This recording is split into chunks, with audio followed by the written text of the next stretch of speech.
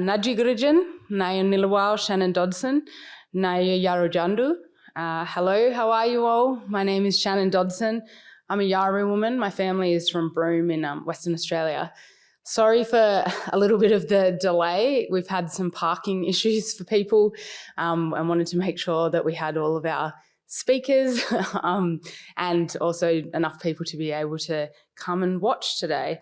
And welcome to everybody joining us online as well.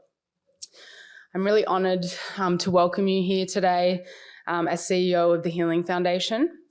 Most of you will know that our organisation works across Australia to platform and elevate the voices and lived experiences of stolen generation survivors, their families and their communities.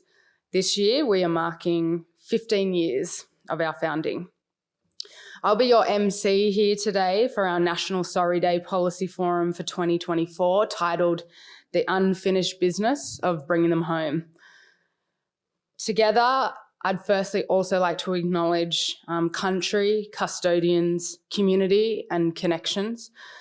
And we're really thankful to be here on Ngunnawal and Ngambri land with all of you today. We pay our respects to the elders of the dreaming and of the here and now, and in the stolen generation survivors we work for every day and those who never made it home. Thank you to everyone here in the room today for the work you all do to make healing happen for survivors and their descendants. I'd also like to acknowledge the survivors that are in the room with us today, and they are really the reason why we're here and why the Healing Foundation does the work we do. Aunty Jenny Caruso, Uncle Richard, and of course, our next special guest. So I'd like to introduce Aunty Dr Matilda House to welcome us to country. And I'm just going to give a brief bio of you, Aunty. So Aunty Dr Matilda House is a proud Ngambri, Wallaballao and Wiradyuri elder. She is and always was a powerhouse for Aboriginal and Torres Strait Islander advocacy. Aunty Matilda was born on the Ngambri Aboriginal Mission at Cowra in country New South Wales and is one of 10 children. She was raised in her grandparents' house at Hollywood Aboriginal Reserve in Yass, New South Wales, and was taken to Parramatta Girls' Home when she was 12. Aunty Dr Matilda returned to her ancestral country in Canberra in 1963 and has been actively involved in Indigenous affairs for longer than I have been on this earth, including as a member of the Indigenous Advisory Council to the National Inquiry into Separation of Aboriginal and Torres Strait Islander children from their families, which resulted in the Bringing Them Home report. So she's also got her son, Paul, with her as well, who will be joining her for this welcome. And we've just got a short video that will play while they come up to the stage. I'm here today on the land of my ancestors and doing this smoking ceremony here for the Healing Foundation, because this is part of the Healing Foundation that we started off so many years ago with the stolen generations to talk about the issues that are still going on today. Let's get on with this healing. Let's move it along to make sure that sorry will never ever happen again. I forgot about that. But thanks anyway, Shannon, for this wonderful introduction. I'd like to introduce you to my son, Paul Girrawah House, who helps me along the way. But most of all, I want to welcome all the Stolen Generation mob that are here today and to their descendants who've brought them along and others who've been part of the Stolen Generation. I'd like to welcome the people who will be here today having a yarn with yous, but most of all, thank you and welcome to this beautiful land of my ancestors. Thank you. Mandangu, thank you, Injamarabala. Nama, Dr Matilda Williams House, my respects to my mother, Dr Matilda Williams House, and my respects to her. Because of her I can, and because of all of our matriarchs. I acknowledge all the matriarchs in the room and across the country. Yinjamara boya ni yang Nurambango Bagarigan, respecting language, law, people, and country. Nadu Wurigabigi Balabambo Gubu Balagi Bangubu, going Goliala Dumbali Murwai Marambo. We listen to our elders, our old people, our ancestors, and they show us the good path, the right path, the straight path. Mara Muro, creating pathways. Murawaro on track, Dulagang Muro, straight path. Going Goliala, Bilingali now, Yamamali now, Wallamali now. They nurture us, they guide us, they protect us, our old people. And Mumbawara, Naminyago, Wuragabinya, Wuradarago, Winningalago, Baligo, looking to see, listening to hear, and learning to understand.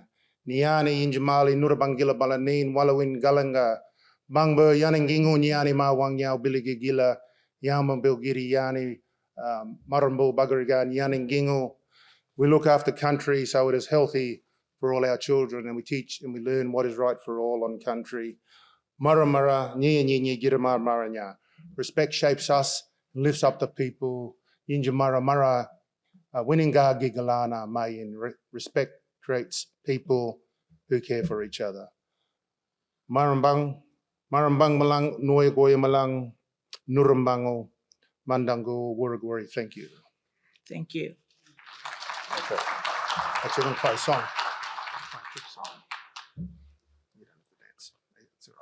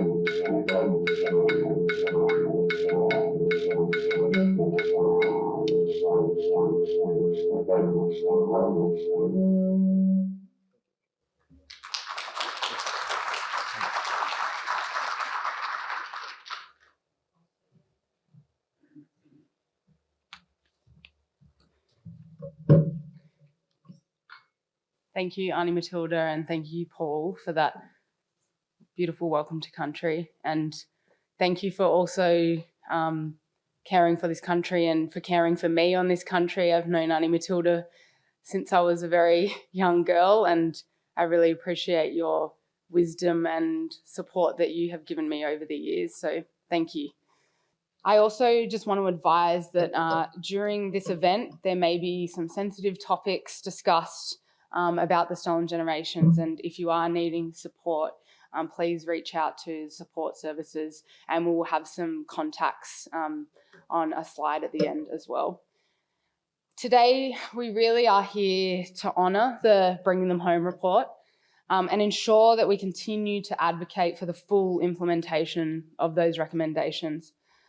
I'd like to acknowledge my dad, Mick Dodson, who unfortunately is unable to be here today as he's had an accident on his shoulder and has had to have a shoulder replacement, and he's currently being cared for by my sister in Melbourne. So while it is a shame that he can't be here, he does have a good reason.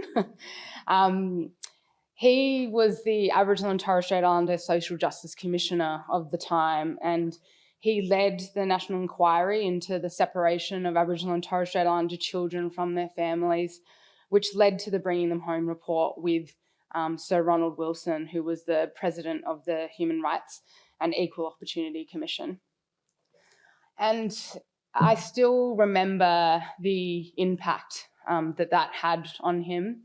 While I was a young person, I do remember him coming home from those very hard days, and I think that he says that it was the toughest thing that he's ever done in his life, and that it really was day in and day out hearing those stories and witnessing the grief, loss and cruelty. I'd also like to take this opportunity to acknowledge all of the inquiry co-commissioners and the Indigenous Advisory Council, which included Aunty Matilda, the staff, the councillors, the field workers, the lawyers, the researchers and others who worked tirelessly on that inquiry and the report through a lot of challenges, but were essentially there to stand with survivors. I feel like it's my responsibility now to continue this work and ensure the voices of survivors are never forgotten. So I'm just going to outline a little bit about the program today. So first up, we will be welcoming Professor Peter Yu to the stage just to give some scene setting and opening remarks. He will then join a panel discussion with our panellists sharing different and important insights into the Bring Them Home report and where things are at today. After we hear from our panellists, we'll move into an interactive session with our guests both here and in person, but also for those that are joining online. And then we will hear from the Healing Foundation Chair, Professor Steve Larkin, and Steve will outline some of the next steps and provide closing remarks. So without further ado, I will first like to introduce you to Professor Peter Yu. He's a Yawuru man and we share the same beautiful country in Rubibi, Broome, in the Kimberley region in northwest Australia. He has over 40 years experience in Indigenous development and advocacy in the Kimberley and at the state, national and international levels. As an advocate for social, cultural and economic advancement and well-being of Kimberley and other Aboriginal communities for his entire career, Professor Yu has been instrumental in the development of many community-based organisations and initiatives which have had an enduring influence on the Kimberley region. He was Executive Director of the Kimberley Land Council and a member of the National Leadership Team negotiating the federal government's response to the 1992 Mabo High Court judgment. Peter was also a key negotiator on behalf of Yawuru native title holders with the Western Australian Government, and he was recently the Chief Executive Officer of the Yawuru Corporate Group and the Chair of the Indigenous Reference Group to the Northern Ministerial Forum on Northern Development. And I'm sure that his bio will go on more and more than that, but his main title now is he's the current inaugural Vice President First Nations at the Australian National University, where we're currently on the grounds of, where he leads the First Nations portfolio. So please join me in welcoming Peter to the stage.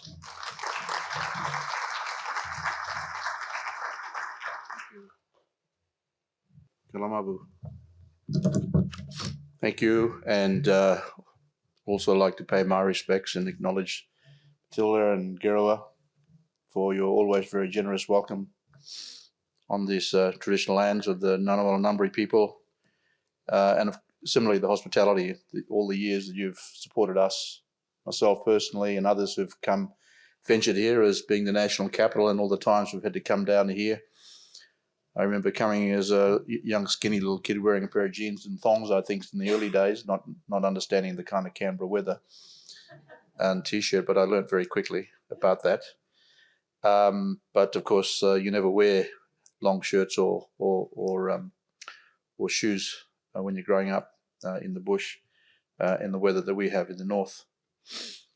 So just to make some introductory remarks. I sometimes describe myself as a third-generation Catholic mission family that I come from.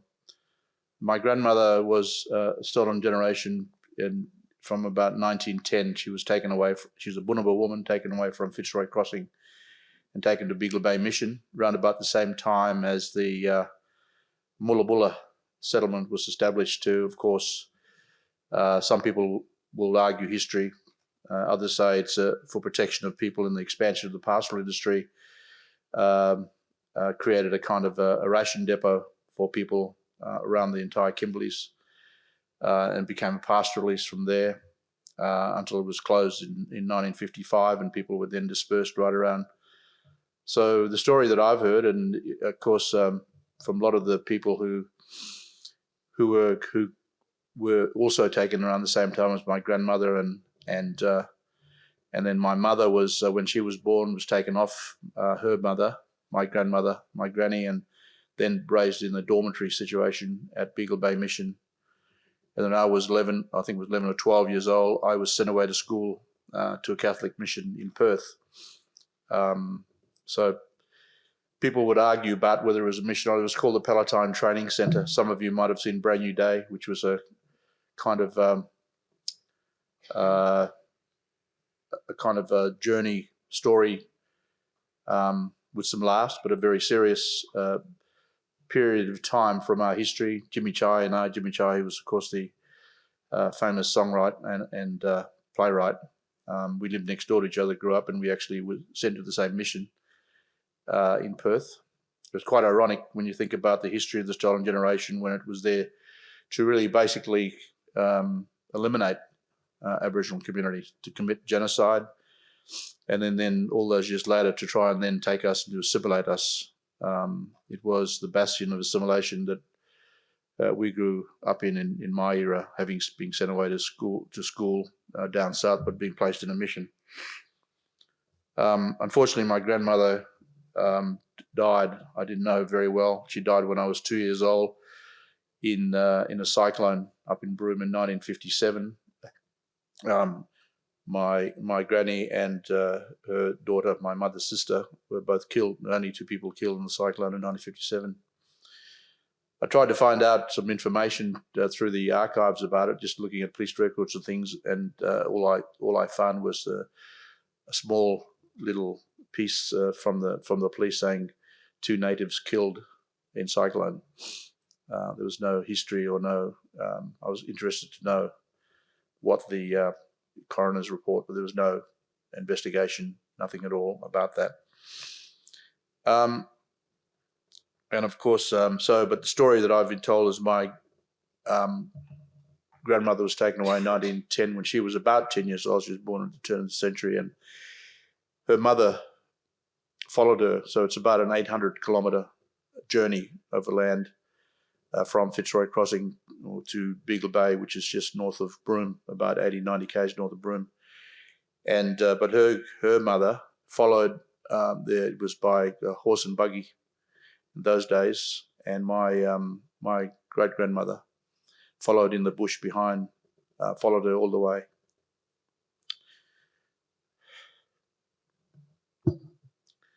To the mission, and stayed with her, and so became part of that. And there were other kids, of course, from the same era, and so our families are very much connected. The relationships, we know very strongly who our family is from the Bunurba side, but my grandfather is Yawuru, and we grew up in Yawuru country as Yawuru people. But I think I don't believe there's one Aboriginal family in Australia that is either directly or indirectly connected to the Stolen Generation. So it shows you the very deliberate and pervasive policies at that time to eliminate us off the face of the earth. And I think we have to think about these in very brutal terms, because history has a way of diminishing the nature of the emotion, or of not acknowledging the human suffering and the emotional suffering and the impact that it has. And we all know the consequential nature of generational trauma that brings, and the problems that we continue to see manifesting themselves in the communities today. So it will never disappear until such time as there is some formal settlement and recognition of that hurt and trauma, and there is a just and a fair settlement of that. So we know that this was very much common policy right across the country until the 1970s, and it was to eliminate people consistent with the genocide conventions. And it wasn't until the continuing denial of this history, it was a norm and people accepted it, until the then Attorney-General and now Professor Michael Lavarch, and thank you, Michael, for the work that you did when you referred the matter to the Human Rights Commission, I think about 1995 or roundabouts then, to establish the landmark inquiry.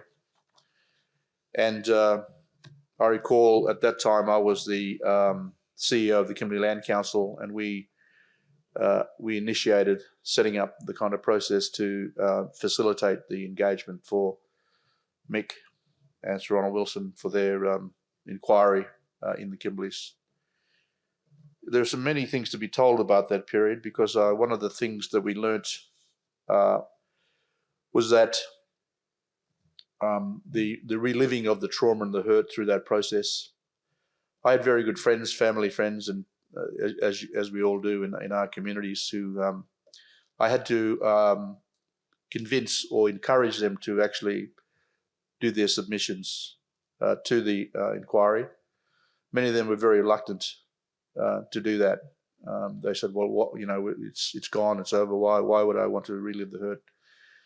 And in fact, you know, there were some very palatable kind of tensions afterwards. I remember losing friends, and I remember having arguments with people who were very angry at me because I had encouraged them to come forward and to tell their stories, because they basically went through the whole trauma of reliving their histories and their stories. It was very painful. And one thing that we didn't do with that inquiry was we didn't make sure that there was the level of support for people who had been terribly traumatized their entire life by this, so that we could offer the succor and comfort and whatever support was required.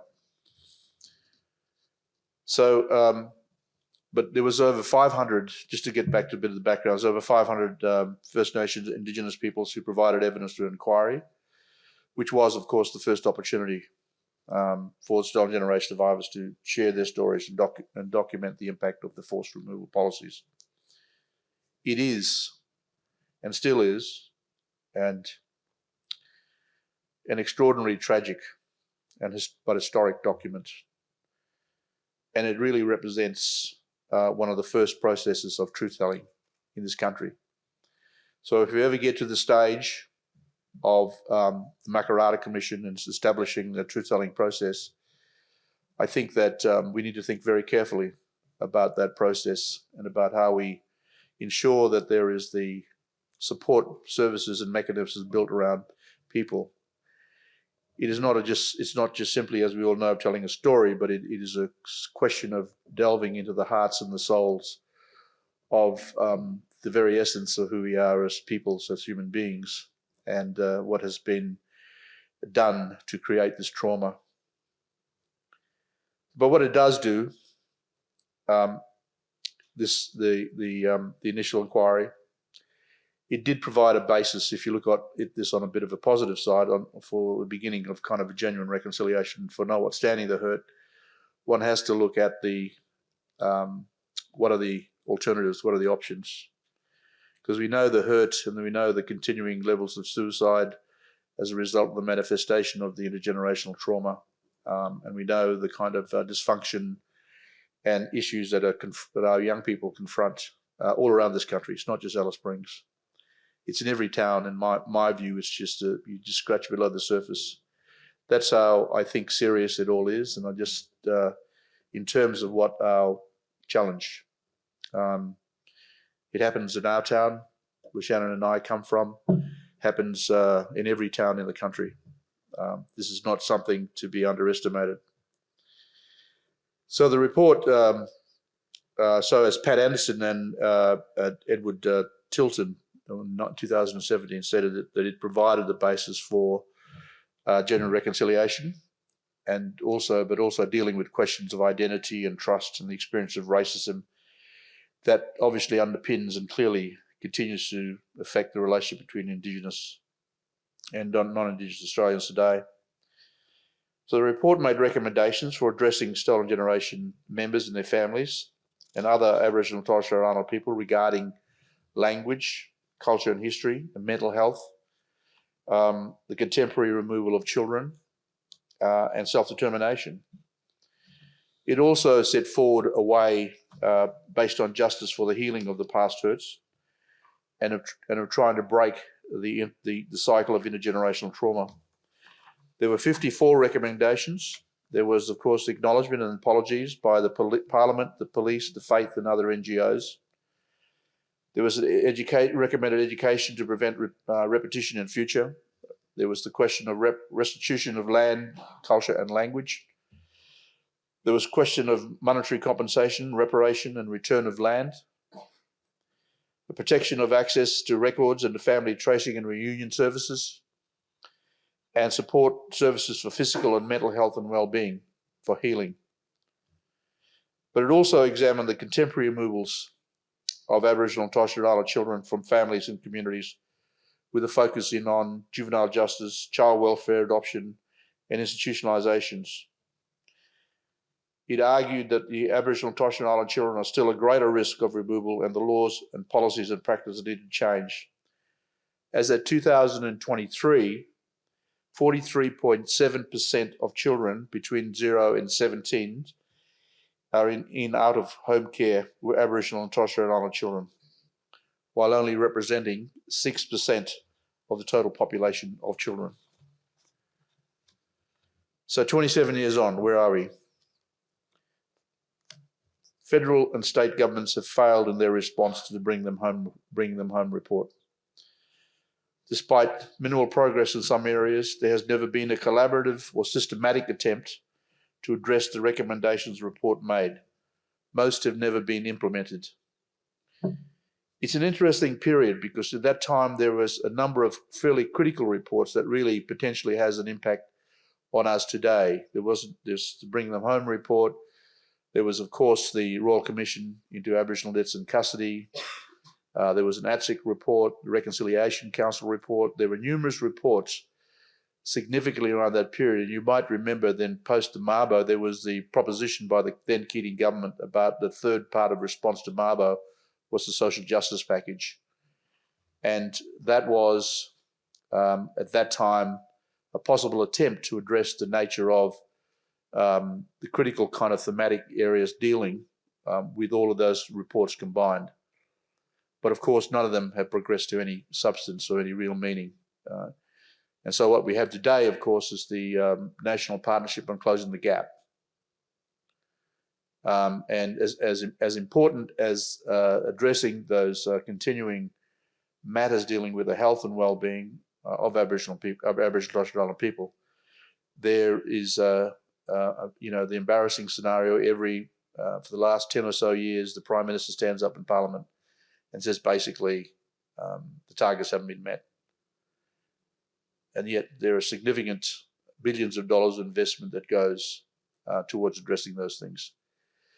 So we're dealing with a real crisis in this country, a real crisis of trust, a real crisis that there has never been an underlying trust relationship with governments and the general community.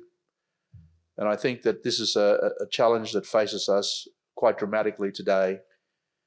And as I say, as important as closing the gap targets are, it's highly doubtful that those targets will be met in the manner in which the programs and services are currently delivered, and the way we aren't considering other alternatives, such as developing an economic, we've never had an economic empowerment policy in this country. You know that. We've never had that ever before.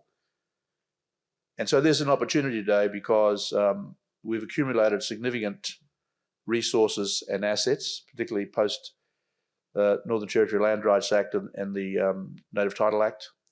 Aboriginal people now have 57+% interest, directly or indirectly, in the national land estate.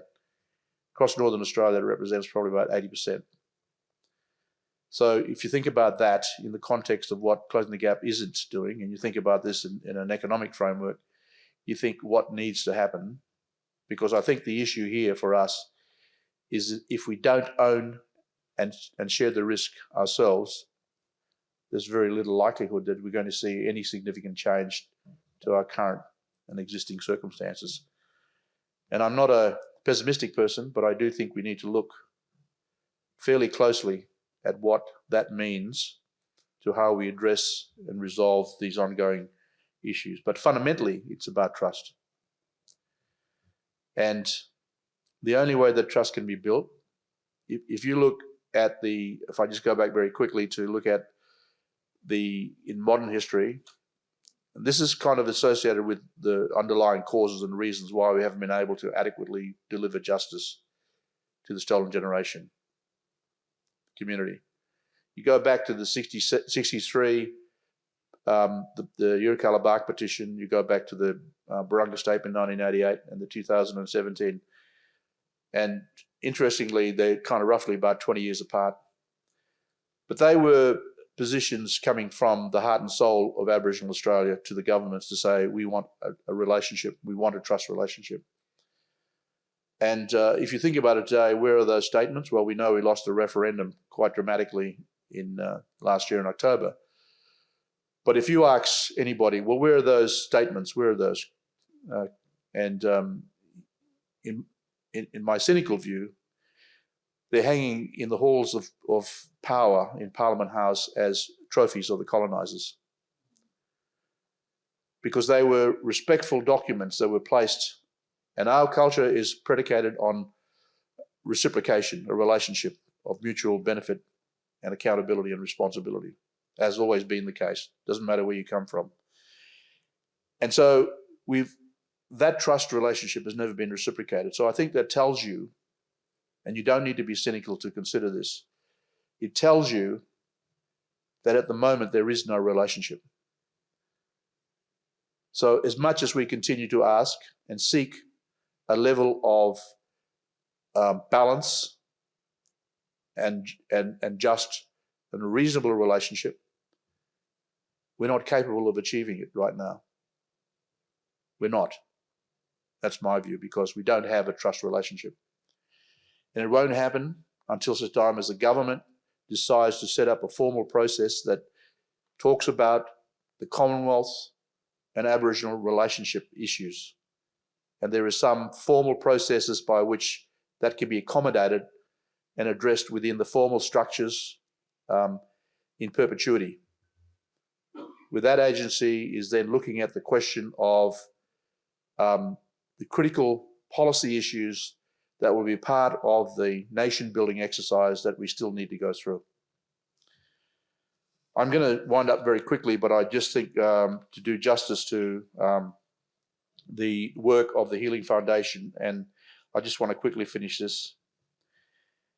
So the new scoping report has found that the Bring Them Home report and the testimonies of the stolen generation have left an enormous legacy. We all know that. And progress against its recommendations can be categorised on the whole, and I think this is very diplomatic, as neglectful. It took a lot of trust, as I've indicated earlier, for the stolen generation to tell their stories. And the question is, and I've raised this question just about the trust, I don't know that the trust can be repaid by the government at this stage. The Healing Foundation in 2017 report found the majority of recommendations from the report had not been implemented, and this created further trauma and distress to the survivors. In 2021, the Healing Foundation Making Healing Happening, It's Time to Act report highlighted the gap within the gap, showing the stolen generation survivors and their families experienced poor health and other outcomes than other Aboriginal and Torres Strait Islander people. The report called for redress, services, record strategies on healing, intergenerational trauma, accountability framework, national memorial, and an end to racism. All the stolen generations are now aged 50 and over, and 1 in 5 is reported to be living with a severe and profound disability. Thank you very much, Shannon, for inviting me. This is something that obviously, like most Aboriginal people, remains very close to our hearts and our attention. And I wish you all well.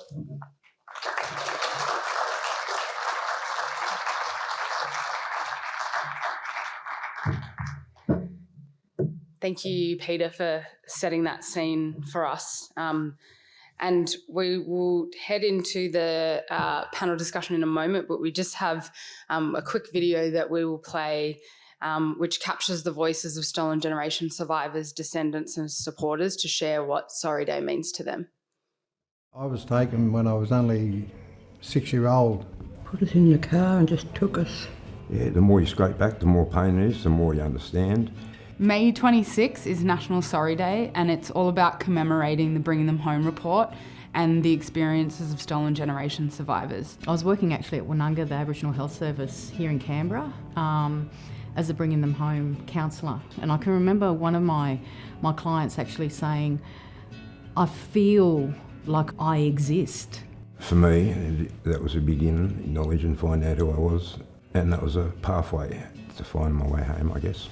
I was involved as a Human Rights Commissioner, the Social Justice Commission at the time. It was probably the toughest thing I've ever done, day in, day out. You were hearing these horrible stories. There is still much unfinished business from the Bring Them Home report. We need more action, not words. We're coming up to almost 30 years since the report was tabled. 30 years is a generation. We need to act now, particularly as survivors are ageing. We need to act now so that their stories and their histories are honoured.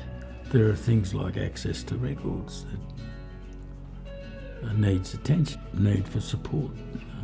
The trauma can go from generation, and perhaps never get resolved. We need funding to get out and let our survivors and descendants know that they're not alone, and we're here to try and help them in any way we can. If they need health or they need housing. Connecting back to home, because so many survivors have a fear of going home and being accepted again. Having sort of some standards around what redress looks like, and once again being led by survivors. What we haven't seen is a really systemic wraparound, wide-ranging support for the recommendations. I'd just like to see a change, a big change. We need to honour them, but we also need to make sure that there is change and that these behaviours don't continue, not just for my people, but for all people. And so it's a day of reflection for me to honour their stories. For me, it's actually it will be a good date as a point of change of direction and ownership, understanding. This National Sorry Day, I really encourage you to listen and really hear the stories of those survivors and what they went through.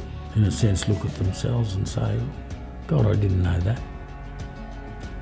Perhaps we ought to inform ourselves about that. Read what's in front of them about the wrongdoing, about the children. And they've got to stop the wrongs of the past. And to understand the impact that it still has on our people today. And please share that message with other Australians, your friends, family, because it's something that we can never forget as a country. And we need to come together to understand how we move forward on these recommendations and to see them fully implemented for the future.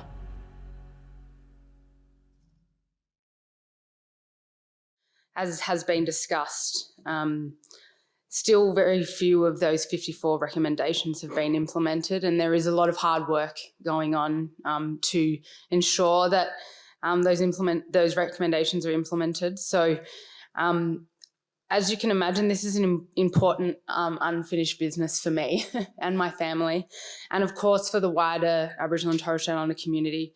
And it's one of the reasons I'm proud to now be leading the Healing Foundation. I do really feel that obligation as the next generation to continue that work for my ancestors, but I also feel like it's the collective responsibility of the nation now more than ever. We must honour, remember, and know that this work is unfinished. And we really want today to be more than just another Sorry Day event where we gather, lament, and then go back to business as usual, which involves forgetting and not acting. We want it to be more than, say, a talk fest. We would really like everyone here to be able to deeply listen and engage on this discussion. And we'd love it to be a call for action for all of us, which our chair, Professor Steve Larkin, will talk about later. And it has been touched upon, but some of the really urgent issues and recommendations that we are bringing to the forefront as a priority is the for nationally consistent, fair and equitable redress for stolen generation survivors, and that's all survivors across the country. We have had redress schemes, and we do have redress schemes open currently, but not all survivors have had access to those redress schemes, and we haven't seen schemes in WA and Queensland. Tailored trauma-informed services to meet the unique aged care, health, mental health, disability and housing needs of ageing stolen generation survivors, and nationally consistent access to historical and contemporary records, including birth, deaths and marriages for stolen generation survivors and their families.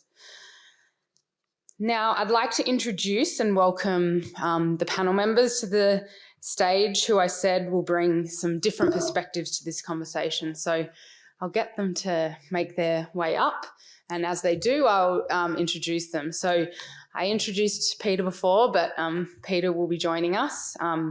We've also got Dr. and my auntie, Jenny Caruso, an Eastern Aranda woman who is a stolen generation survivor. She's also the chair of the South Australian Stolen Generations Aboriginal Corporation, and she's on the Healing Foundation Stolen Generations Reference Group.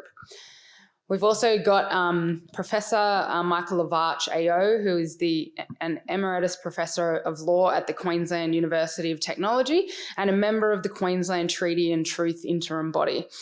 He was the Attorney-General in the Keating government and responsible for the establishment of the Native Title Tribunal and commissioned the inquiry into the forced removal of Indigenous children, leading to the Bring Them Home report.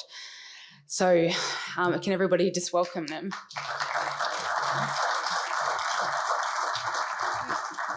I'm going to just ask a few kick-off questions for this discussion. And we'll, as I mentioned, we'll also have a Slido which will allow you to scan the QR code and ask questions. So feel free to enter in questions as you think of them during this discussion. But what I'm going to just start with, and thank you so much to this panel for making time, is I guess if you can just give us a short little, in just a brief of, I guess, your relationship to the Bring Them Home report or the inquiry, and any reflections of what it meant to you. We'll start with you, Michael. Okay. Thanks, Shannon, and thank you very much for the invitation to be here today. As Shannon mentioned, I was the Attorney-General in the Keating government that was responsible for the commissioning of the Human Rights Commission inquiry, which led to the Bringing Them Home report, which was conducted by Shannon's dad, as we've heard, Social Justice Commissioner at the time, Mick Dodson, and the President of the Human Rights Commission, Sir Ron Wilson. Why did we do that? Well, at the time, it really was, in a way, a sea change and an exciting moment for Australia. I mean, the Mabo decision was a couple of years prior to that in 1992. 1993 was very much dominated by the development of the Native Title Act and its ultimate passage through the federal parliament. Advocacy to bring about the inquiry into the stolen generations was very much a grassroots movement. It found voice through Commissioner Dodson and the Human Rights Commission, but it was very much a grassroots statement that Australia needed to, as had been mentioned, really start this proper journey of truth-telling and understanding the reality of colonisation of the Australian continent and its impact on its First Nations people.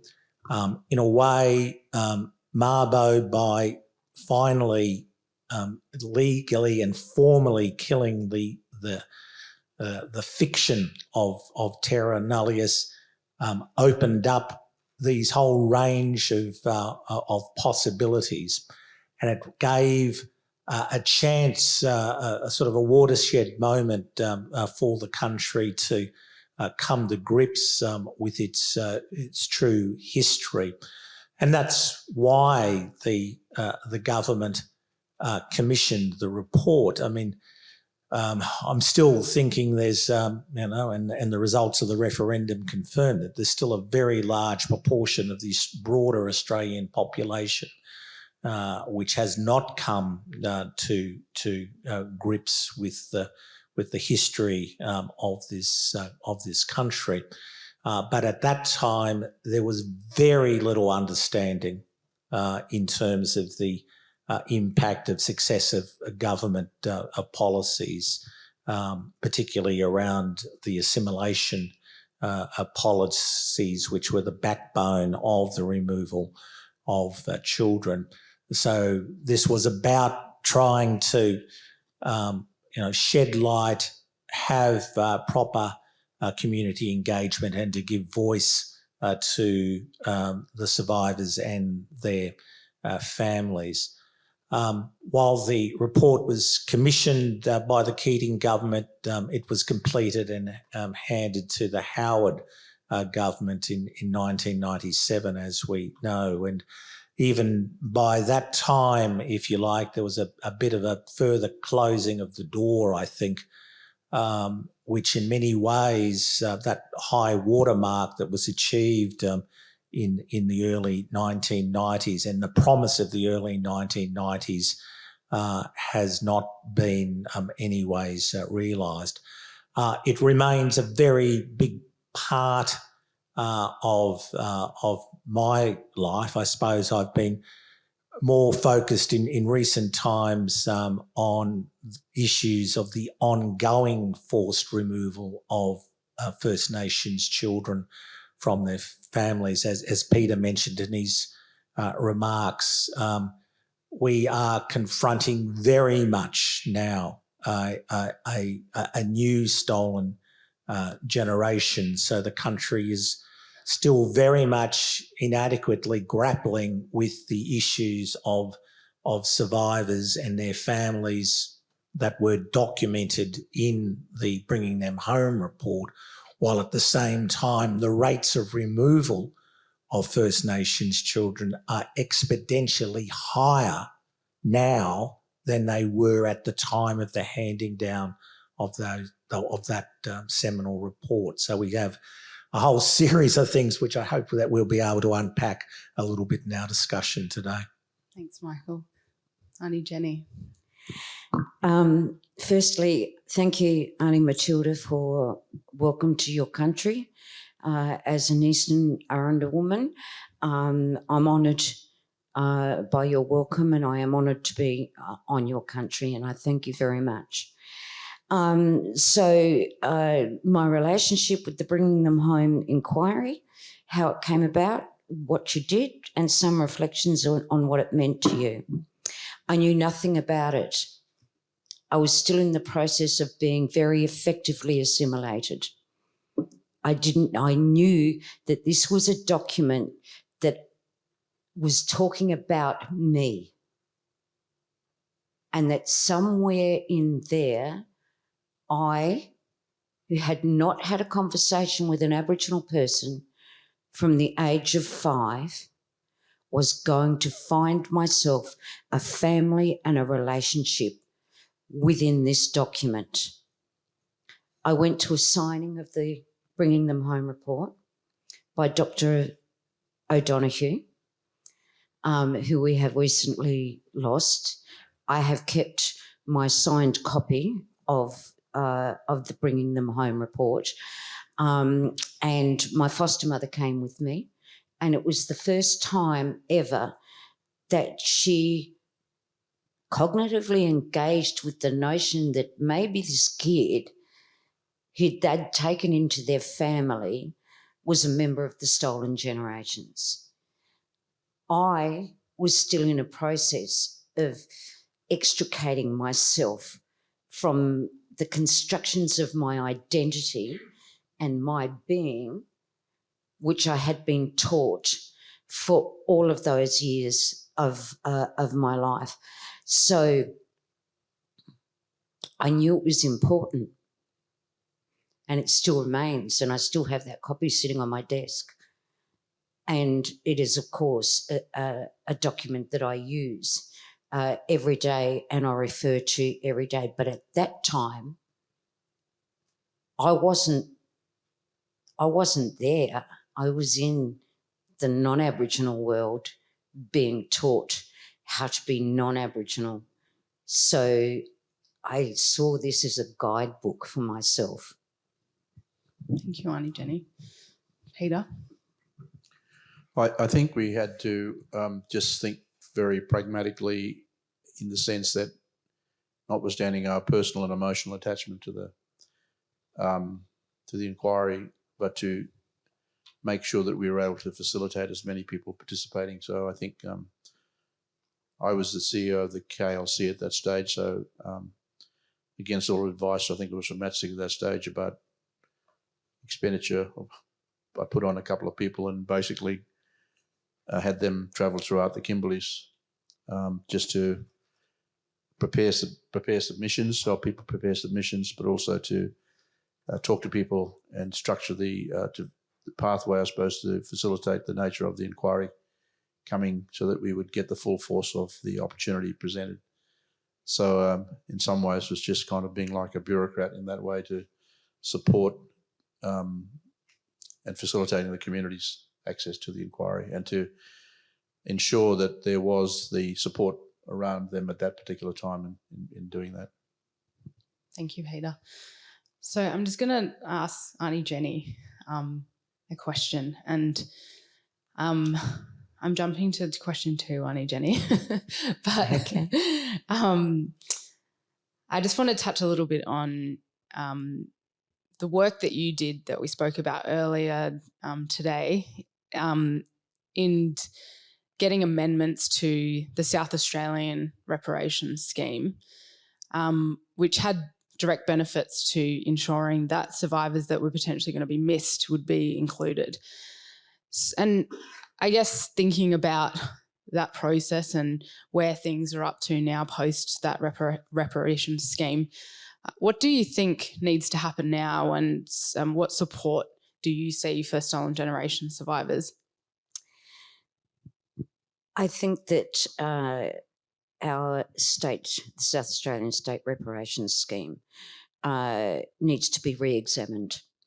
I think that it needs to be held up in the light of day. The decision, when the legislation, which was a bill, compensation bill, was passed, it suddenly became a reparations rather than compensation. And there'd already been a determination about approximately how many people would be eligible, and they determined that there would be some 300 people in South Australia. So they then said, okay, we're going to make a decision. We're going to say it's 50,000. And we'll put aside in the budget $50,000 for $300 for 300 people. That then became a sliding scale, because they decided that they could not. The independent advisor could not determine levels of harm. So it was sort of like, it was this sliding scale up to $50,000. But as I said, they had already determined that there were going to be 300 people by looking at the index cards in the state records. And as the evidence has shown, and later research has shown, well, not later, around the same time, research has shown that there was something like 2,100 identified stolen generations people in the state. The mechanisms that were used and the practices that were put into place to deliver the reparations scheme were harmful. They harmed applicants. Applicants were decided, it was, you could almost say it was, the decisions, the determinations that were made were often made on a whim, and the whims were informed by the colonial lens. And so, when we sort of like look at now and when we're talking about now, and Peter, when you're talking about now, when we were sitting in the tea room, we were talking about ourselves as people and what are some of the blocks. I think what of the major blocks are is that the colonial lens still informs and creates a barrier and creates an us and them between government and between non-Aboriginal, not all non-Aboriginal Australians, but between non-Aboriginal Australia collectively and Aboriginal people. You forget that we're part of the polity. You forget that we're actually part of this country. And this is why we're still here, and we're saying we're part of this country, but we have been wrongly done by, and our reparations schemes and our redress schemes have actually caused harm. And, there's this flurry and rush, especially in South Australia, because South Australia likes to be the first to do things, We've got our first state level First Nations voice, one of the first to be making the apology, the first to be setting up a redress scheme. You did it in haste, all right? It was done in haste, and it was done without concerted and meaningful co-creation and co-delivery. So it needs to be revisited. Certainly the South Australian, but I think all of them actually need to be revisited because we're not just telling stories. We're delivering unto you the experiences of our life. If you were to do that to me, I would say, what is it that we can do together to ameliorate some of the impacts of that? That's not happening, but we are, and we continue to deliver to government after government, government department after government department, community groups, people. We deliver unto you our lives on a plate, and those lives are actually like they're swimming in our blood. They're swimming in our ancestral blood. They're swimming in the blood of our descendants and our children. And so if you were to offer that to us, we would take that with the meaning that you were asking us to take it with.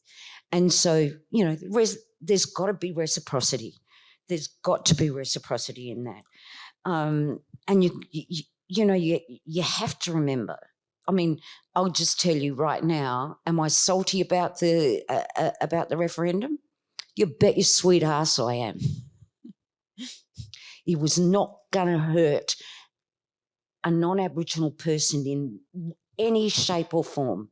It was not going to affect a non-Aboriginal person's life one iota.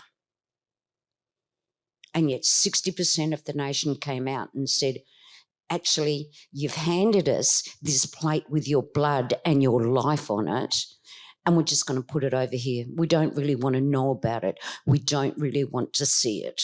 So do I forgive 60% of Australia for voting no? No, I don't. Do I ask people to reflect why? Yes, I do. Because as you say, this is unfinished business, but it's not unfinished business because of lack of effort on our part.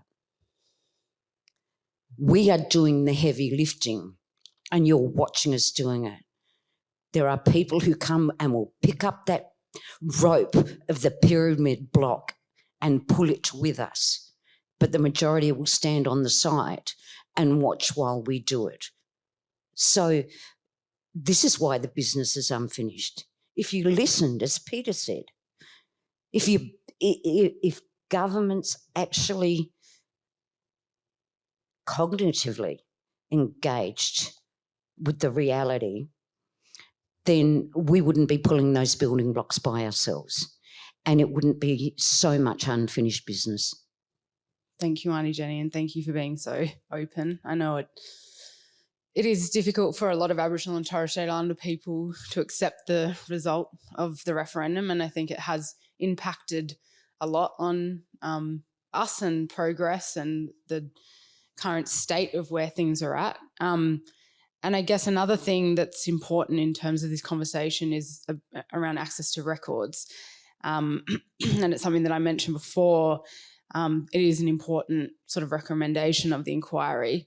And as you've talked about, you know, this thing of records, it's not just stories, it's people's lives, it's their identity, and it can be quite traumatic for people. And so what do you think, what else needs to be done in terms of that prioritised access to records for stolen generation survivors? I think the governments need to let go of the reins. They're afraid of being sued. In South Australia, there are a whole series of state records that have been closed off following the Bruce Girrawah case, who was the most significant successful stolen generations case. And then they shut the doors. And there is lack of access for academics, for stolen gens, for descendants of Aboriginal people.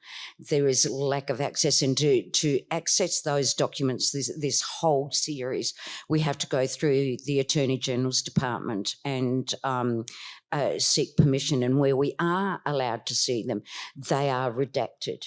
And very, very heavily redacted. There are pockets, churches, for goodness sake, churches, you know, we were saying before how they suffer, you know, trauma, you know, disasters of biblical proportions. There's floods, there's fires, there's pestilence. Oh, all the records that we had were eaten by the rats. You know, in my case, the records were swept away in the cyclone. Oh no, there was a fire, and it's sort of like, you know, just a common theme that, and we're sort of like, okay, no worries, we've heard that before, and it's you know. You actually, with the archival documents, the people who are holding the archival documents actually don't have the right to hold the stories of our lives and to hold them to blackmail in many ways. The United Aborigines Mission, I know that one of my friends, colleagues, Kathy, has been working towards getting access to those. My little group in South Australia, we're unhoused, we're unfunded. We've just engaged a consultancy to undertake some examination of what kind of access is there to records, to meet with people from the various church denominations around access, you know, what kind of records do you have? What kind of processes in your spirit of reconciliation that you are putting in place to make sure those records are returned to the individuals, to the communities. I mean, one of the big important things was that with the SA reparations, I was doing my PhD, and I got my PhD when I was 65. Woohoo! Okay, so keep studying, folks. The scheme came out, and its eligibility said that you had to be taken away in South Australia. And I looked at my documents, and my brothers and sisters and I had been removed from the Northern Territory, under the State Children's Act of South Australia, Colonial Act of 1895. So I took that to the Aboriginal Lands Committee. I took it to politicians. They sent it up to Nigel Scullion because it was South Australian legislation. And as a result, 28 more people were able to be seen as being eligible for reparations. So I had that staff because I was doing my research. Who else is, if you're not actively being able to engage? The archives, if you say history is history and history is in the past, well, what is your attachment to the documents? Give them to us. So the archival documents are vital to both Aboriginal and non-Aboriginal Australia in building the narrative of this nation. Thank you. So, Michael, I guess when we're talking about the role of the National Inquiry and what some of the barriers have been to implementing the recommendations, what should policymakers and governments be thinking about to get closer to implementing them? I'd like to talk about New South Wales and ACT. We're not being represented here as I thought I would be. But let me tell you, New South Wales were the first encountered to be savagely attacked by the colonialism attitudes that still hangers on today. That's what I want to talk about. And how in 1927, at the first opening of Parliament House here, that's when the trauma had started. And not once do we know about it or talk about it. What happened then in this state and territory.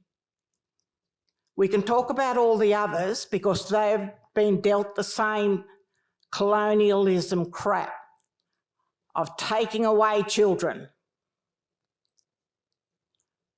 I was put on a mission in Cowra called Ngambri from my grandparents, where I lived in Yass when I went back. And let me tell you, being run by the colonialism of that state and being brought up on an Aboriginal mission in Cowra called Ngambri, I can assure you, I knew about all that crap then as I was growing up. We're not talking about people like me, young girls who were brought up on Aboriginal missions, were raped and then being blamed at 11 years of age of indicting all that shit on the mission and sent away with other girls to the worst home you can be sent to. I never spoke about this to my family for years and years and years and years because we were branded as bad girls at 11 and 12 and 13, 14, bad girls, because we were raped and tortured under a white management system by the colonialism government. That's what we're here today to talk about. And there are still people like me, not only happened in other Aboriginal missions through New South Wales, but it went up further north to Queensland, to every other state and territory. This is what Sorry Day is all about today, the healing and the talking about it.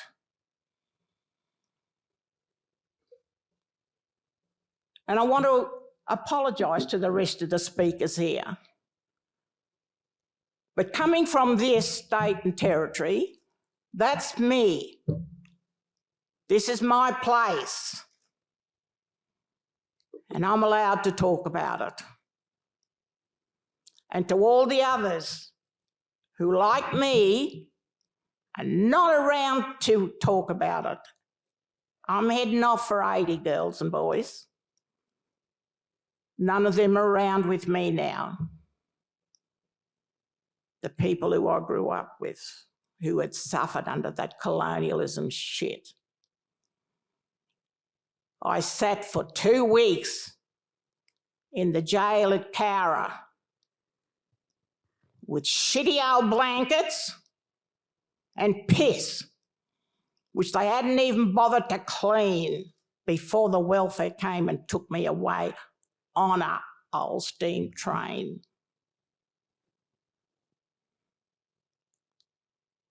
I wanted to say that today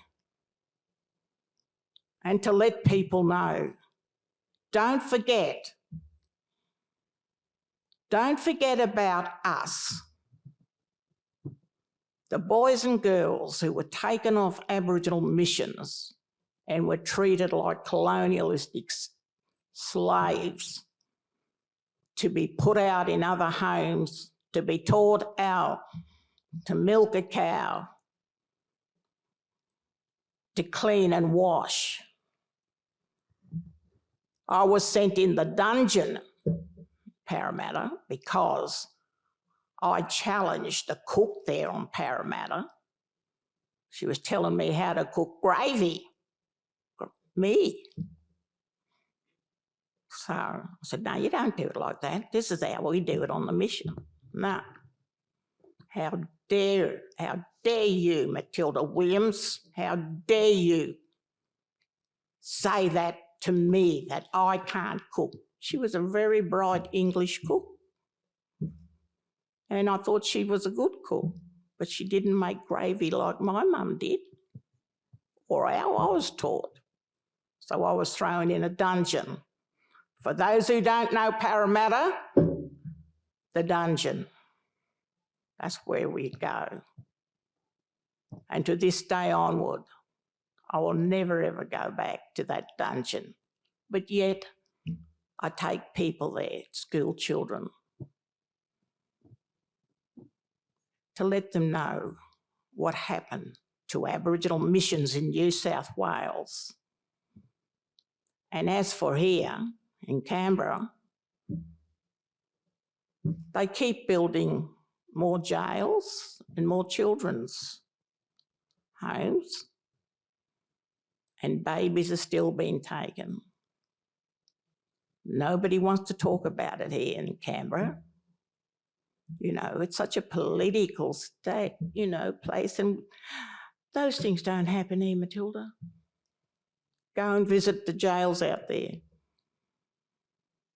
Go and visit all the kids' homes out there. They got rid of one and then they built another one to make it bigger.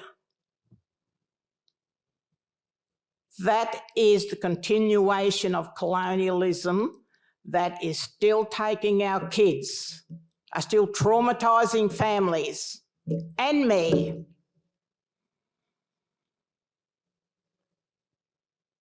So if anyone wants to ask me a question, go for it.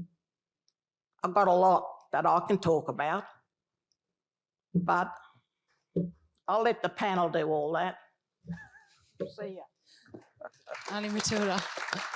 Do you want to, hey, Aunty Matilda, there's a chair for you. Can you come and sit next to me? Here, look. No, come and sit here now. Come on. Come here.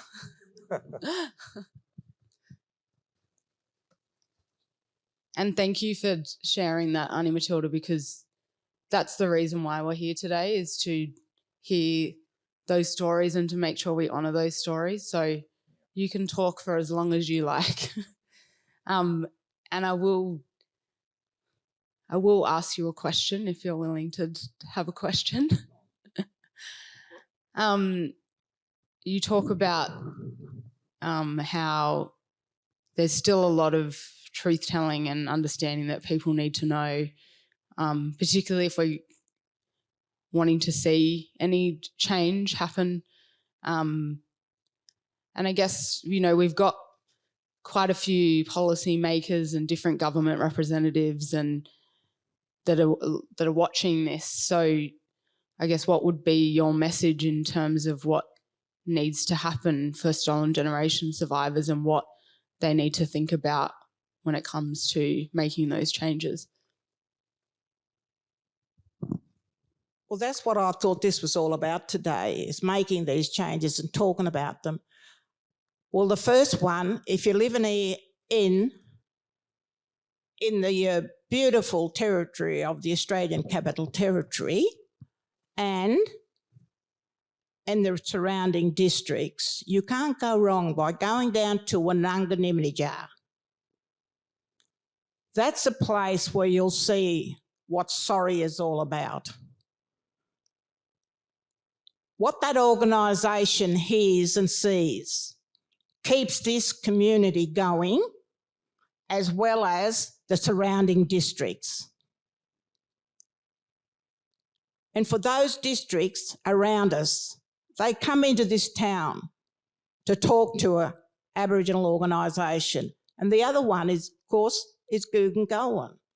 You can't go wrong. But let me tell you about children who have been brought up by other people, not being Aboriginal. You'll find that they're getting on quite well. But the thing that knocks the shit out of them is when the mother from out of state somewhere will put their hand up and be identified as an Aboriginal person, but never did in the first place. And yet a child could grow up till they were 10 years of age, not knowing that mum or dad was an Aboriginal. Money. There's a lot of healing to go on here for you, Shannon, for your organisation. They won't let that child go because all of a sudden mum or dad's put their hand up and said, oh, I'm Aboriginal. I want that child to come back to me, to live in the slops and everything else that I bring to my family. And it happens. Don't turn a blind eye to that. You see it on TV all the time about our little Aboriginal boys and girls. But the organisation that started slavery and everything else off over there with our new king and queen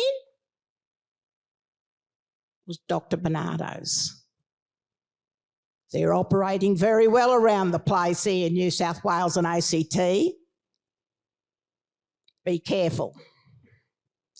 I will say that to them, even though if I can sit in the same room with them, and you can bet your friggin' life not one of them's here today from Dr. Barnardo's.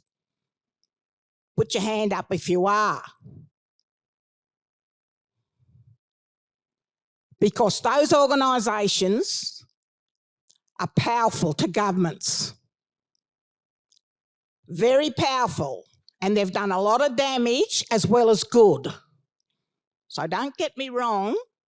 I'm sitting on both of the fences here, and I don't mind saying that. But when those people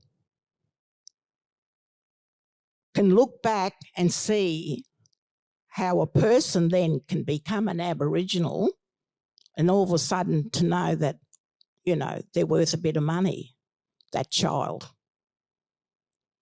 This is what's happening too. The stolen generation is continuing on. While ever we have organisations like that who won't sit down and talk to blacks, they talk to governments. Is there anything else you just wanted me to talk about? Thank you, Aunty Matilda, for sharing that. And appreciate you coming up and talking, because you can always say what you want to say. And do you mind if I ask one of the other panel members a question? Stay here, though. Can I still sit here? Yeah. You sit here. And I think that what Aunty Matilda's saying is really shows the long-lasting impact that this has, and that the Bring Them Home report is still completely relevant to today. And those recommendations just as make sense in the context of where we are now as they did back in the late 90s. So like I was saying, Michael, I guess, again, when you're thinking about policymakers and governments, implementing these recommendations, one of the other things was whether we were talking about any legislative triggers that could be thought about, or other policies or things that we can think about when trying to move these forward, because we've obviously been talking about it for so long, but is there something that we're missing or that we need to think about? Well, firstly, the real power of the Bringing Them Home report is exactly as Aunty Matilda has brought home to us today. It's the stories, the lived experience of people. It's not statistics as shocking as those are, but it is the lived experience and the power of those stories. So thank you, Aunty Matilda. I know it's very difficult to speak, and as it was for many of the people who gave evidence to the inquiry. The sort of thematic that ran through the recommendations in many ways was the thematic of self-determination, and that same thematic is also to be found in the Royal Commission into Black Deaths in Custody. So when we hear comments today, and as policy and governments and policy makers hear comments that the starting point is the recommendations, we don't need further inquiries, we don't need to reinvent a wheel, go back to the Bringing Them Home report, go back to the Royal Commission. What that is essentially saying is a true understanding and a true embrace of self-determination, of empowering First Nations peoples and First Nations communities. We see some of this on occasions. I think the greater elevation in the national debates from community-controlled organisations and the way in which the changes to the Bringing Them Home sort of targets have been developed in consultation with the community sector is an important sort of illustration of that.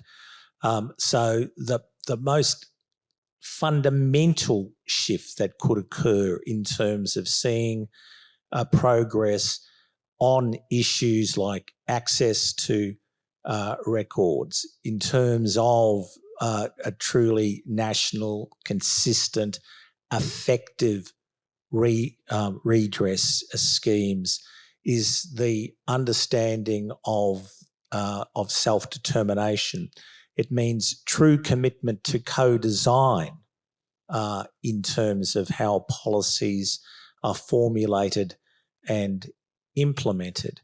It means not simply notions, say, in terms of access to records of having a sort of a permissive attitude. That is, that barriers that may be there in terms of information principles, of privacy principles, which have to be overcome in terms of access to records, but having the starting point assumption that these systems should be working with Aboriginal and Islander peoples, survivors and families, so that the records are made available as of right, not that you have to go through hoops which will hopefully be minimised through approaches, but they will actually be as of right provided, and that the presumption should be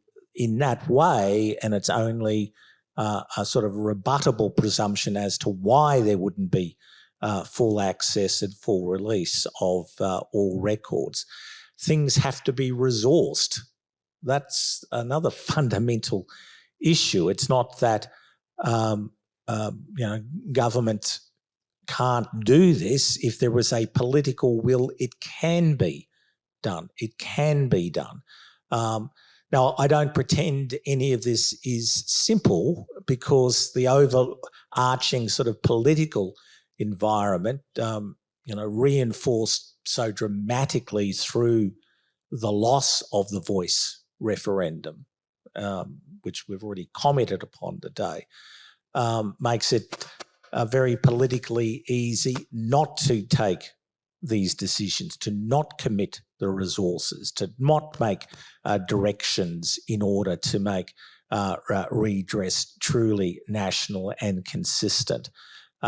It's a battle in terms of overcoming a whole range of forces in society. Be it this new debate, which is the re-emergence, very strident re-emergence of the policy of assimilation. The language has changed. It's no longer spoken about as assimilation. It's reversed. It's saying, I'm opposed to separatism.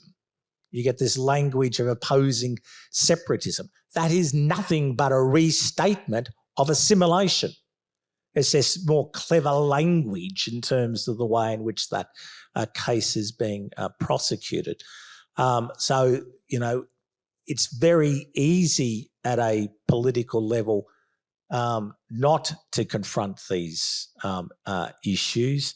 As the referendum tells us, there's not too many votes to be won, in a way, to be morally strong, to actually do what is right when it is hard to do so. And unfortunately, we're seeing a retreat post the referendum. We're seeing it nationally, in terms of the national government being a bit shell-shocked in terms of their activities post the referendum. We're starting to see that impact on the state, truth and treaty processes, particularly, say, in Queensland, with bipartisanship being lost. Indeed, now in Victoria, bipartisanship being lost in terms of truth in treaty. So I don't pretend any of it's easy, but if you ask me, where are the barriers? It's around a true embrace of self-determination. It's about a true commitment to co-design and partnership between First Nations peoples, communities and their representatives, their structures, the community-controlled organisation and government. And in some instances, it means, these are the biggest moves at all, but it is in the recommendations, moving away and placing power for areas such as child welfare and child removal and juvenile justice at the local community level, and empowering communities, and to some extent taking away and dismantling state structures which are continuing to see increasing numbers of children removed and increasing numbers of people imprisoned. Thank you, Michael.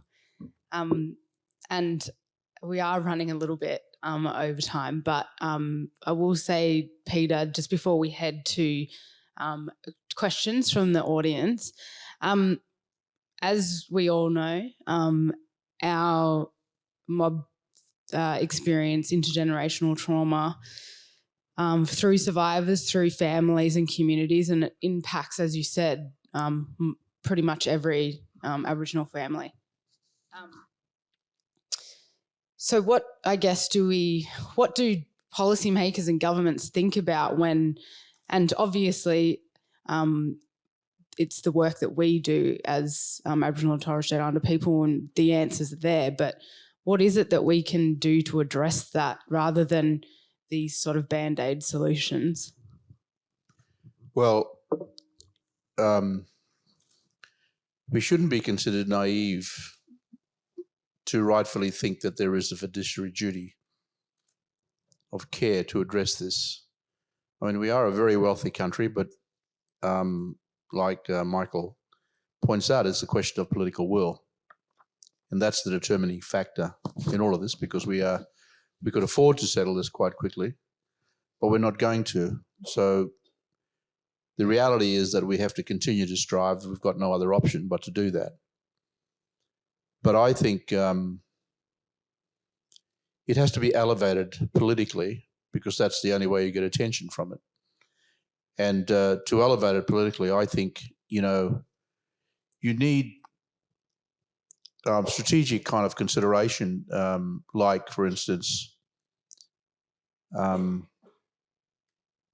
question of records and research are critically important. And we're losing a lot of that with the passing of time. But universities and other agencies, I mean, why haven't we had a successful compensation claim? Why haven't we had that? I've always wanted that my entire life, why we haven't been able to prosecute this in a legal manner to do this. I mean, we have enough survivors and information and stuff. And I think that's where we've got to look at it. We've got to look at the kind of political action. We've got to look at that leads to litigation, which obviously going to take a while, is not going to benefit and suit people who are aging very quickly today. But to be able to achieve justice in this country, like Mabo, the only way we've actually made any significant advances is by litigation. We've never achieved much from negotiations. Litigations have led to negotiations, but negotiations have never led to a settlement of anything. So I think that we need to get our young, clever lawyers and accountants, because we need to be able to calculate how much they owe us, don't we? You need universities and other research institutions, and hopefully somebody who's got deep pockets in the philanthropic area, to fund a research program for a class action for the trauma and hurt and intergenerational continuation of that, for basically for justice. Because the only way you get justice in Australia, if we're Aboriginal people, is through forcing government's hand. We're a minority. We only represent less than 2% of the nature of our political influence, if you look at it from that way, in terms of the various electorates that are under place in our representation in federal parliament. Sure, we've had an increase in membership, but that doesn't necessarily, and probably won't, translate into the nature of having any degree of the level of influence required to change more creative and innovative policy responses. I think we've got to be pretty hard-headed about it, really. I think that we've got to move beyond that. And that's why I think the economic side is very important. I think that we now can bring something to the table. We can leverage the assets that are there. We've got to be able to negotiate with government about how we should set up the ability to attract both public and private investment in the activation of these assets. The only way that we're going to do this is if we own the risk ourselves. History has shown us, ever since this country was invaded, that nothing happens to our benefit unless we actually take it ourselves. We're a very peaceful people, but we allow that to be able to, the politics to ride roughshod over us, because we're not a violent people. We're not like that, and that's good. But we need to jolt ourselves out of the nature of our political naivety about how these things work. We need to be more clever. We need to be more sophisticated in our approach in terms of understanding. There are things that we can learn, critically important things about navigating our way through the political environment and situation. I think we just have to be, we've got no other choice to do that. Now, call me a cynic, and I am, but I think that's the reality. Thank you, Peter.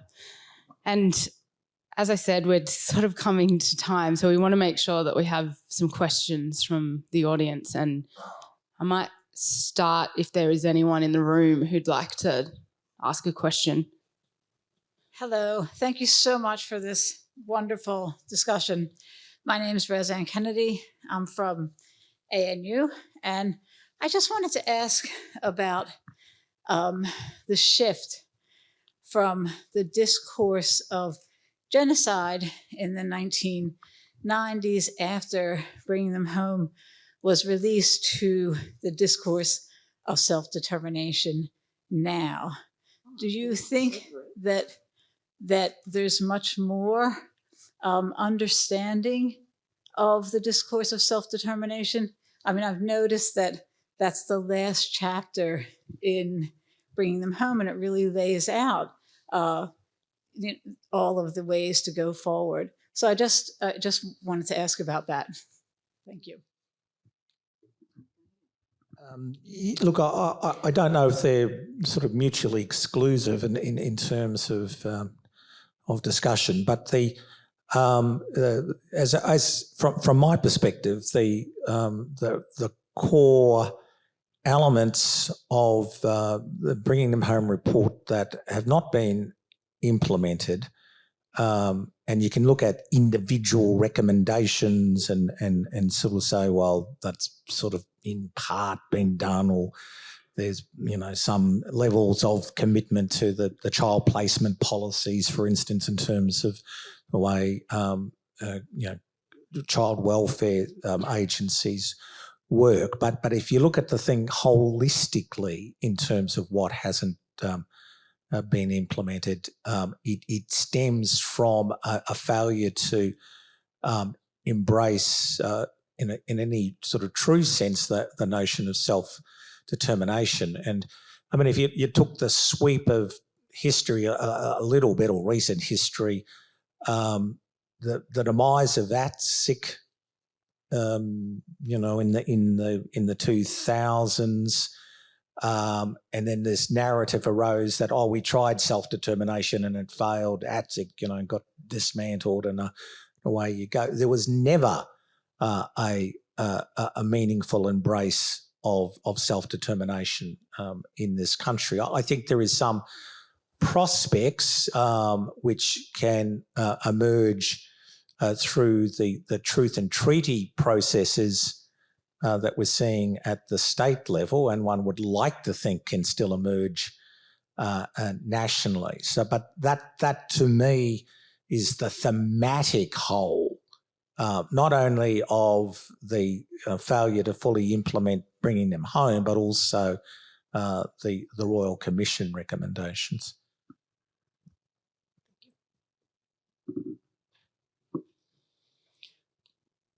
We do have some questions online, and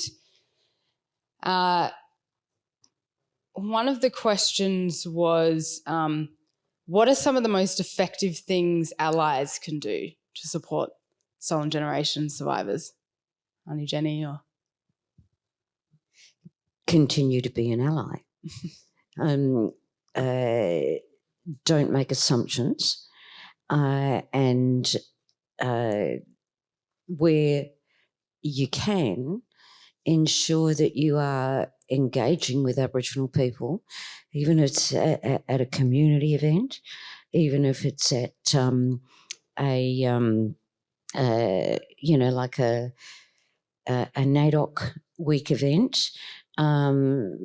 Make sure that when you are speaking and what you are saying, you've actually, arrived at that through conversation with an Aboriginal people, with an Aboriginal person or with an Aboriginal group. We don't want you to speak for us.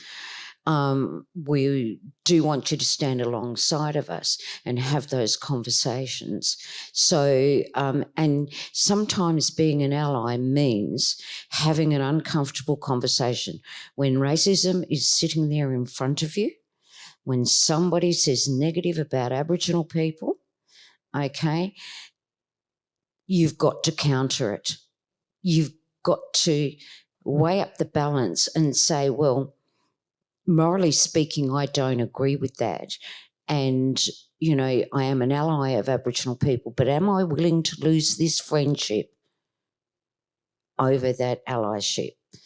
And if you're not willing to lose the friendship of somebody who who is blatantly putting forward racist opinions and will not listen or open their ears to what you are saying, you actually need to develop mechanisms to say, I don't think I can talk to you for a little while until you think about what it is that you are saying, because this is my opinion, and this is, well, it's not my opinion. This is what I know, having interacted with and spoken to Aboriginal people.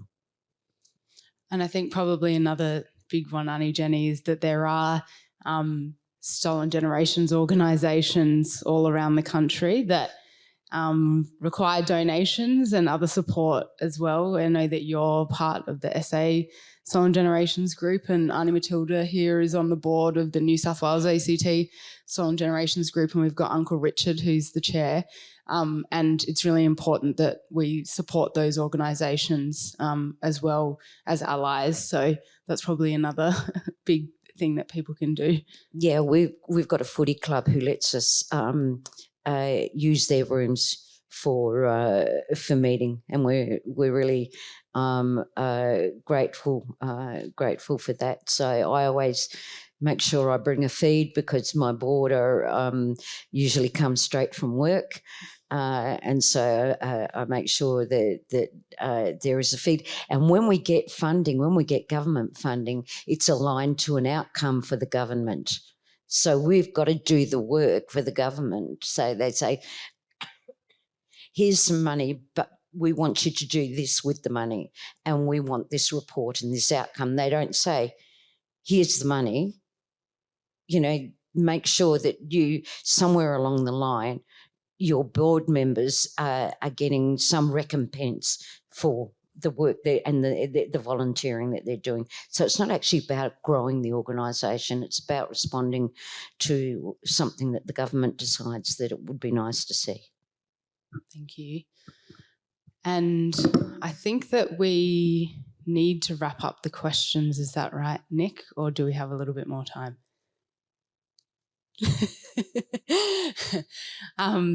We do have some closing remarks from the chair of the Healing Foundation, Steve Larkin, and appreciate everybody for their time on the panel today. I know that it's gone by very quickly, but I just want everyone to please have a round of applause for our wonderful panel.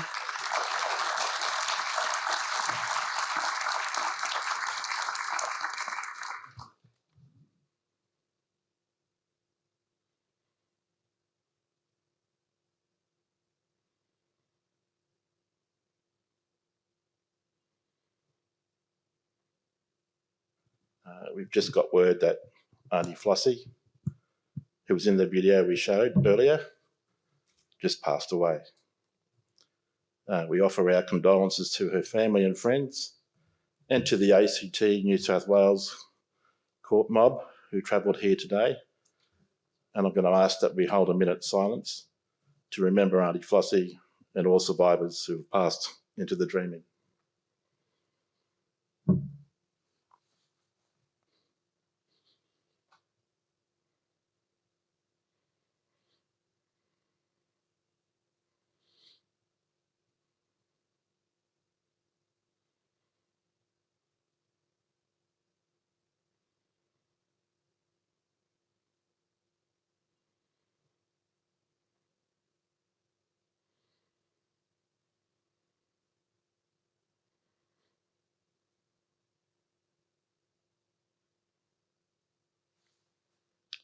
Thank you.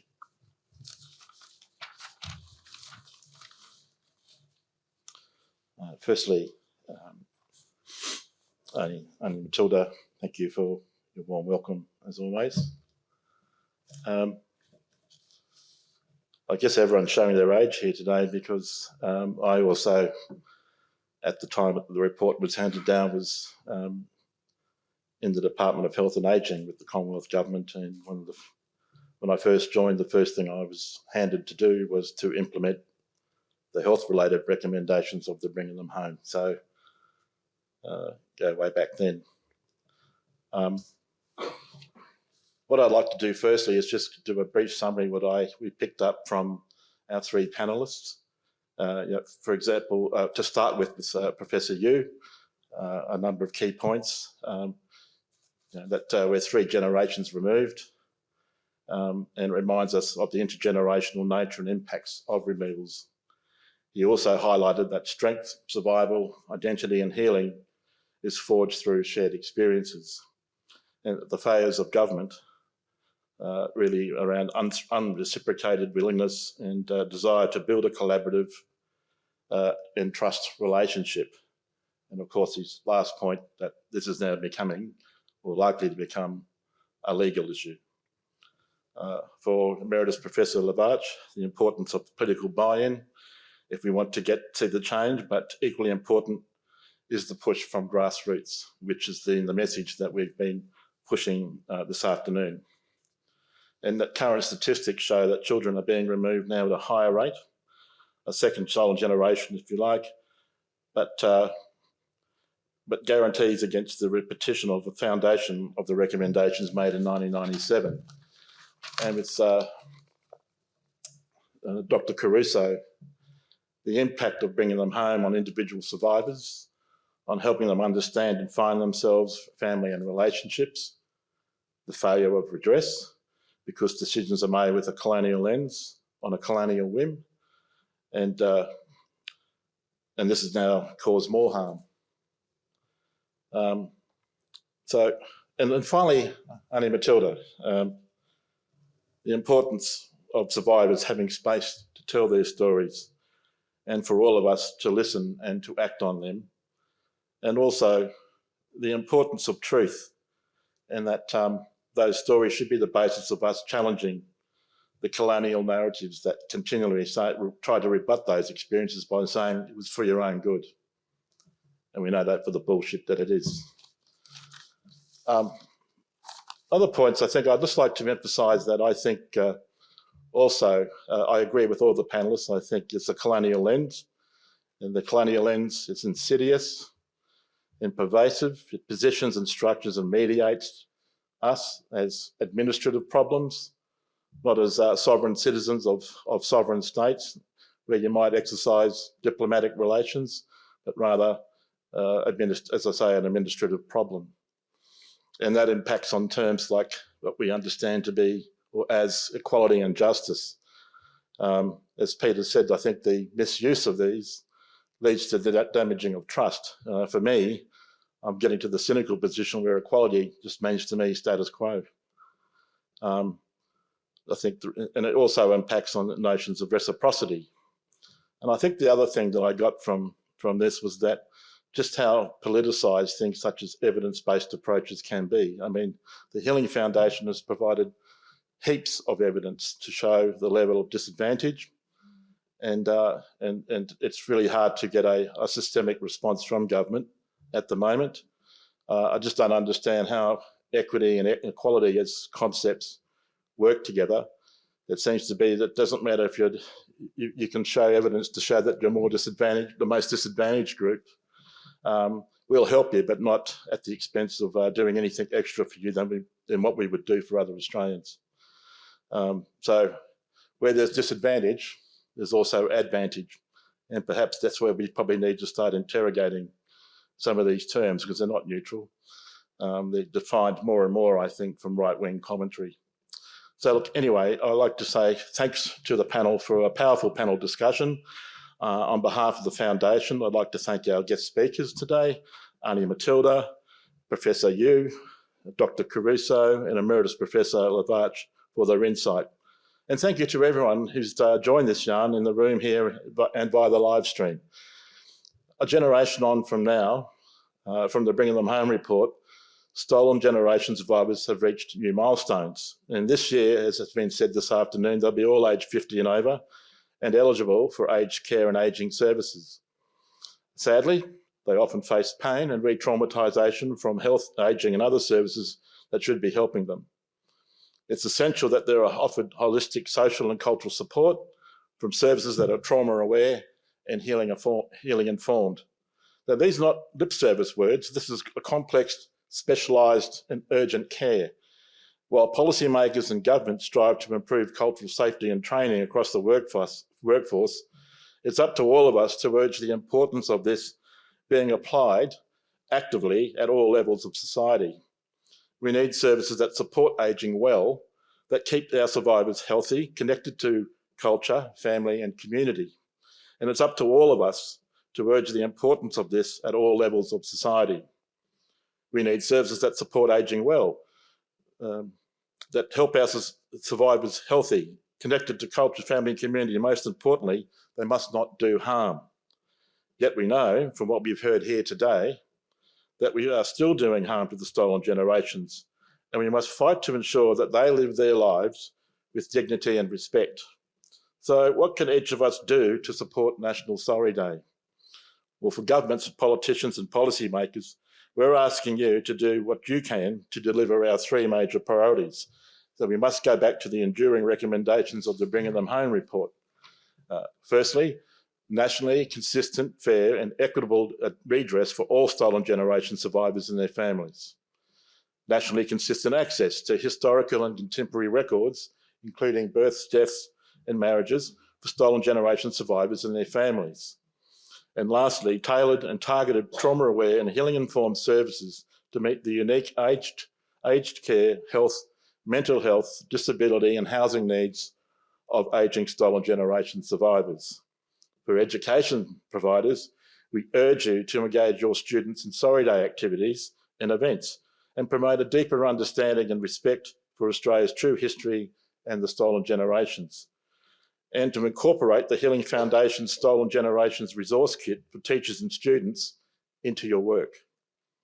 And for everyone, there are many actions that you can take to show your support for stolen generation survivors, including learning more and really listening to the voices of survivors, as Aunty Matilda has said, sharing the history and the impact it still has today with your families, friends and networks, joining events to support stolen generation survivors, and donating to stolen generation organisations that are all over the country. The impact on stolen generation survivors and their families is not confined to history, but continues to contribute to significantly poor health and well-being outcomes. There's a gap within the gap. We all have a responsibility to understand and to make changes that improve the lives of stolen generation survivors, and we cannot forget their experiences, and we must honour them.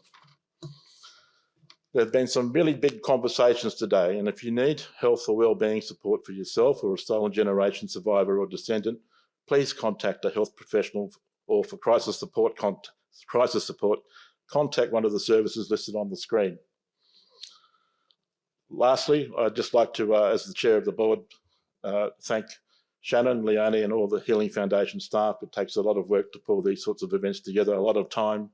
And I think we could say that it's gone pretty smoothly, and there's been a lot of great discussion, and also I think a basis for future action that we were actually wanting to achieve from today. So you've given me certainly plenty of thought, and we have our board meeting tomorrow, and we'll debrief and discuss how we can take that forward. So thank you again, all of you, and please join us for some refreshments in the courtyard. Thank you and good afternoon.